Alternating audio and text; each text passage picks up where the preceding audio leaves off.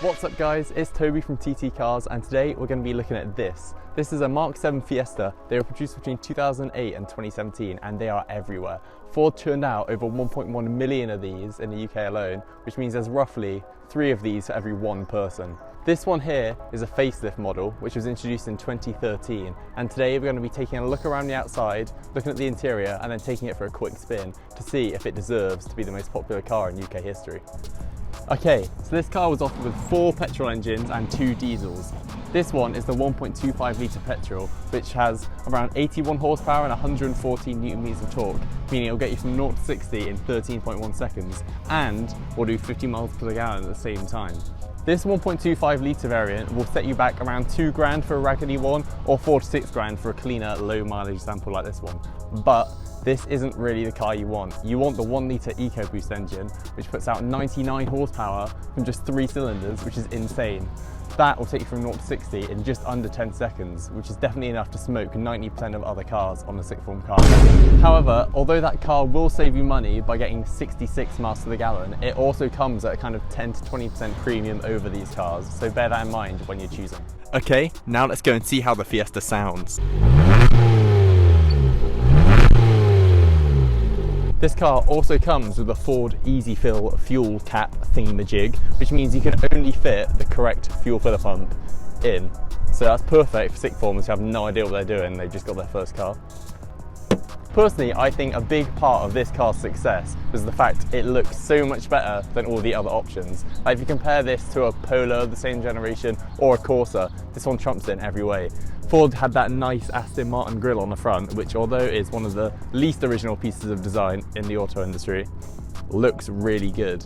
It also has these nice like jagged edges that were added in the facelift and amazing headlights. Like if this car didn't look like this, it simply wouldn't be as successful. Okay, so the car we're looking at today is a 5-door hatchback variant, but it was also offered as a 3-door hatchback, a goofy like 3-door van thing, and in South American and Chinese markets, even as a 4-door saloon. This car just fitted with the mid-range Z-Tech level trim, but it did come with these really nice, sporty looking 5-spoke alloy wheels. Whenever I see one of these cars with hubcaps, they just look disgusting. I can't look at them. There's a reason why this car has dominated TT Cars' rear of the year since its facelift in 2013. The combination of like curved lines and jagged edges gives a lot of more expensive cars a good run for their money. I'm looking at you, EJ211 series.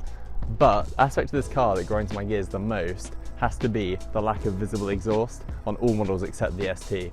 I reckon this little cutout there, the exhaust shower, will make this car look so much better than all the competition. Okay, so this car has a boot capacity of 290 litres, which can be upgraded to almost 1,000 if you fold down the rear seats. It's about 10 litres more than in a Volkswagen Polo, so not enough to lose any sleep over. But as you can see, it can comfortably fit a TT Cars host. One thing I did discover about this car earlier when I was cleaning it is that it's very easy to depress the top. And like, it just feels a bit worrying really. Like if you roll, there's not much protecting you from scraping your head along the M32.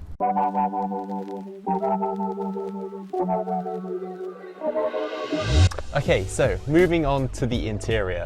Now, overall in the front it is pretty spacious because the sloping roofline allows you to get quite a bit of headroom in the front without making the car too cumbersome overall.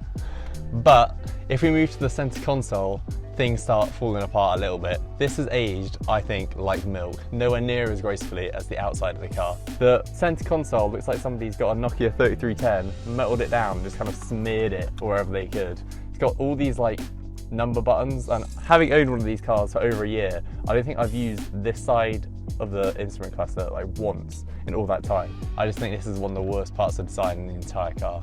Despite the design aging very badly, the materials used, however, are quite nice. The steering wheel's wrapped in this nice leather, and I quite like how it's a thin steering wheel. It's not like the Polo we tested last time, where the steering wheel was so thick, it kind of just felt like you were gripping some like massive banana or something. And the dashboard got nice soft touch materials, you know. Moving on to the infotainment screen, it barely has one. It's just this like monocolour little display, tells you if you're like listening to aux or whether you're on the radio. Doesn't really hold a candle to other systems you get in cars at the same time. Like the Polo at this point was coming with a full-on sat nav, and so was the Corsa, whereas Ford were just lagging behind with this. Okay, if we move on to the most important part of the car for any, self-respecting 17-year-old, and that is the speakers. They're pretty good, and it does have Bluetooth on this model, although I think if you get the pre-facelift ones it might not. Anyway, they sound good, but they're a bit tinny, and if you have anything, any of these like plasticky door bins, it will be rattling so much you will not be able to hear the actual music behind it.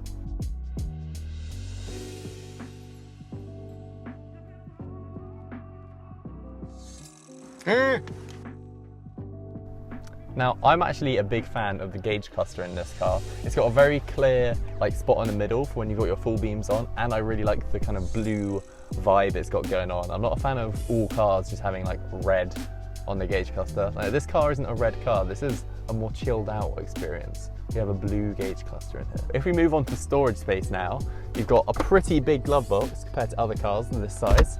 We also have some very nice big door bins, cup holders that do work, 3 of them in fact, and there's even a little secret compartment down here underneath the like headlight controls.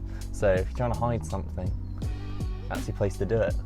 It's also got this little cubby there, plenty of space to put your phone when you're driving or something. Okay, so moving into the back, as you can tell, it's not ideal. This seat is in my driving position, and while I am pretty tall, I'm 6'2", I'm not like some freak of nature, and there is no legroom at all, or headroom. So if you're going to be sat back here for more than about 20 minutes, you're going to be seriously regretting your decision not to just get the train. Another issue in the back here is width. Now, if it was like 3 children back here, maybe like age 12 or under, you'd be fine. But 3 like real humans, you're never going to fit 3 people across here. You're going to be like squished up against the window, squished up on that side. If it's hot, you're going to be like burning your face. It's going to be a very unpleasant experience indeed. Also, these headrests just don't really go high enough for like most people. Like, look at this.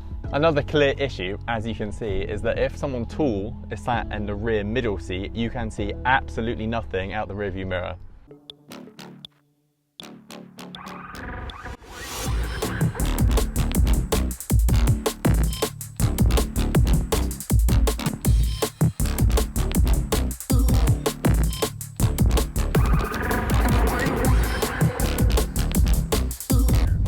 Okay, so now time to drive the Fiesta. Now this thing has been praised like countless times how it drives, and I'm going to be completely original and hop on that train. This thing does feel kind of sporty for a hatchback. It feels definitely a lot sportier than the C1 I drove, but that's not really saying much. And it can hold a candle to the new Polo for sure. The visibility all round is good. These little like gaps in the A-pillar add that little bit of extra visibility, which means you potentially see something in an emergency. The driving positions are also very good. Sat quite firmly, like not too high up, not too low down. I found that in the new Polo, the driving position was very high up, and I actually wasn't a fan of that, whereas this one feels a little bit more natural. I feel like you've got better control of the car. One thing to note about driving this car is that you have to be like fully stopped to put the car in first gear. I thought for ages that it was an issue with the car, but it wasn't. That's just how it is. It's fine once you get used to it, but something to note. Okay, and that is the Mark 7 Fiesta. Overall, I think this is a great car. It looks amazing, it drives pretty well, and it has a lovely aerial. Look at that. So I'm feeling, I think a light 7. I like 7 on this one. And I think it does deserve to be the best selling car in the UK of all time, because it is that good.